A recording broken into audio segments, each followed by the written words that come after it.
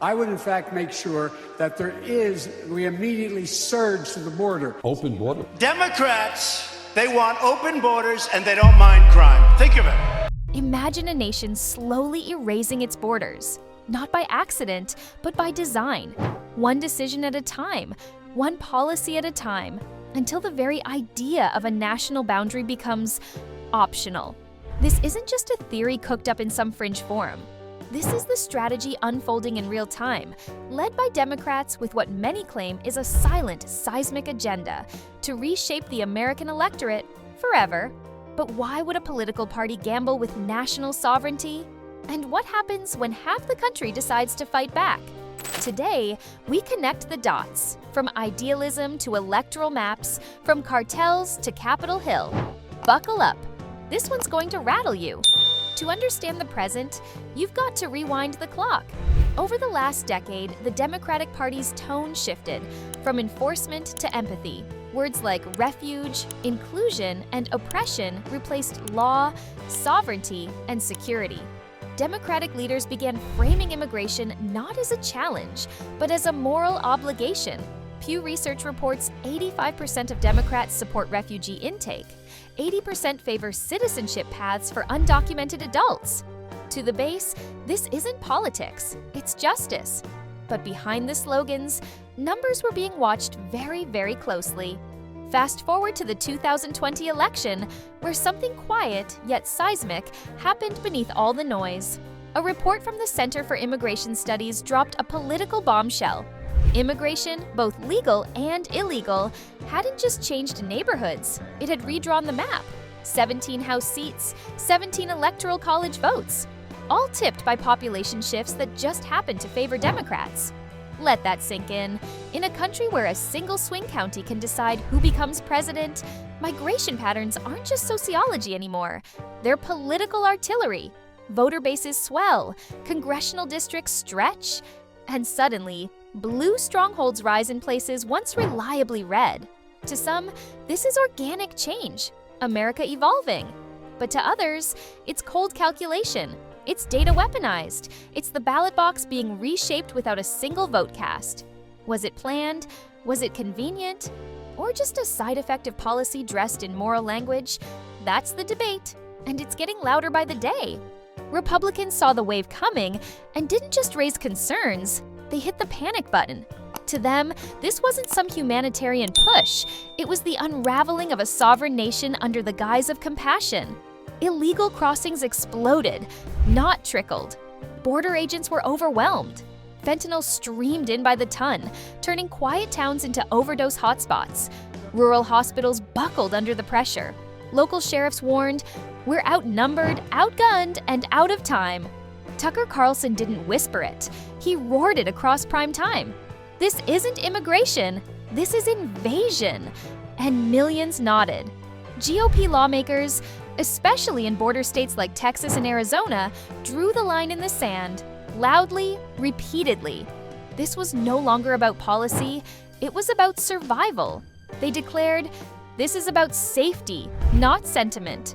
Order, not open arms. Sovereignty, not surrender." And their base? Oh, they didn't just listen. They mobilized. They donated. They marched. They voted.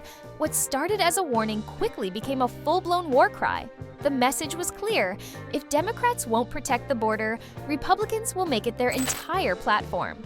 But here's what the headlines miss. Beneath the polished speeches and unity tweets, there's a cold panic brewing inside the Democratic Party. And it's not coming from Republicans, it's coming from their own ranks. Moderates like Alyssa Slotkin are sounding the alarm. The party, she warns, is too afraid to challenge the immigration industrial complex. Powerful lobbying groups and activist networks that push for unfiltered entry and limitless amnesty. Voters want secure borders, she says, not blind ideology dressed up as compassion. And she's far from alone. A Pew Research survey quietly revealed the divide. Only 22% of Democrats think border security is very important.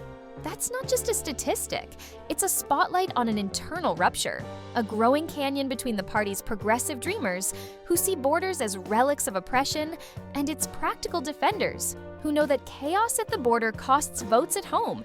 This isn't just a disagreement, it's a quiet civil war, fought behind closed doors, whispered in campaign offices, and nervously dodged on Sunday shows. But it's growing louder, and if Democrats keep ignoring it, they won't just lose elections, they'll lose the center of the country. And into that divide enters the most toxic theory of all, the Great Replacement. Tucker Carlson calls it ethical colonization, a deliberate swap, native-born Americans out, immigrants in. Democrats call it racist propaganda, Republicans not so quick to dismiss. Even moderates in swing districts whisper concerns because their voters are watching their towns change in real time. Whether you believe the theory or not, it's become political nitroglycerin. And Democrats, by refusing to address the fears, they've left a vacuum. And nature hates a vacuum.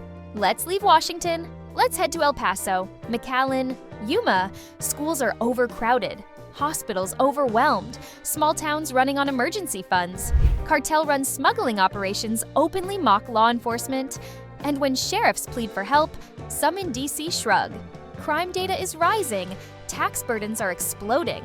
This isn't theory, this is the human cost of policies written on a whiteboard without ever stepping foot in the borderlands. And Republicans? They say Democrats aren't just disconnected, they're reckless. As we barrel toward 2026, the fuse isn't just lit, it's already burning fast. Democrats gambled everything on a vision, a borderless humanitarian ideal, demographic evolution, and the belief that history would bend in their favor. They imagined a new coalition, young, diverse, global-minded, forever blue. But the reality? It's unraveling faster than they expected. Rising crime rates, overwhelmed hospitals, shuttered schools, and social programs stretched past the breaking point have shattered the illusion of harmony. And in the neighborhoods where Democrats expected loyalty, among legal immigrants, blue-collar workers, and first-generation Americans, anger is boiling over. You see the people who followed the rules, who waited in line, who worked 2 jobs to make it in this country. They're watching others skip the system, flood in unchecked, and stretch resources that were already paper thin. It's not just conservatives pushing back now, it's exhausted parents, overworked teachers, and immigrant small business owners who say, enough. Moderate Democrats are panicking.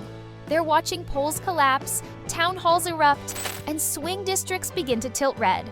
Governors in red states aren't waiting. They're suing the federal government, deploying National Guard units, and declaring border emergencies. The message is clear. If Washington won't protect us, we'll do it ourselves. And Republicans? They've found their rallying cry, the one line that will carry through rallies, debates, and ballots from coast to coast. Secure our border or lose our country. So now the question isn't just, why do Democrats want open borders? The real question is, how much longer can they afford to? Because if the backlash hits in full force, 2026 won't just be a red wave. It could be a political reckoning. So, what do you believe? Is this compassion gone too far? A power play dressed in progressivism? Or just a broken system no one wants to fix? Drop your thoughts in the comments. I read all of them. And if you want political truth served sharp, not sugar-coated, hit like, subscribe, and ring the bell. Because next time, we're digging even deeper. This story's just getting started.